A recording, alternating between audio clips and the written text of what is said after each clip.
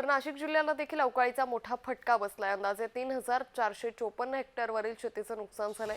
आंबा आणि भाजीपाला पिकांना देखील मोठा फटका बसलाय। आणखी 2 दिवस पावसाचा अंदाज हा वर्तवण्यात आलेला आहे। कांदा पिकाचंही मोठ्या प्रमाणात नुकसान झालंय। या संदर्भात अधिक माहिती घेऊयात आमचे प्रतिनिधी किरण गोटूर यांच्याकडून। किरण, नाशिक जिल्ह्यानं पावसानं चांगलं झोडपून काढलंय, कांदा पिकाचं मोठं नुकसान झालंय। गीता, मागच्या आठवड्यामध्ये अनेक ठिकाणी नाशिक जिल्ह्यात प्रामुख्याने अवकाळी पाऊस झालेला आहे आणि या संपूर्ण पावसामध्ये कांदा आणि भाजीपाला या दोन शेती पिकांना मोठ्या प्रमाणात फटका बसताना आपल्याला बघायला मिळतंय। अंदाजे जे आता पंचनामा झालेला आहे जवळपास 3500 या हेक्टरवरील पिकांचं नुकसान झालेलं आहे। अद्याप पंचनामे चालूच आहेत। काल देखील काही ठिकाणी अवकाळी पाऊस झालेला आहे, त्यामुळे हे आकडा अजून जे नुकसानीचा आकडा आहे प्रामुख्याने ते वाढण्याची शक्यता आहे।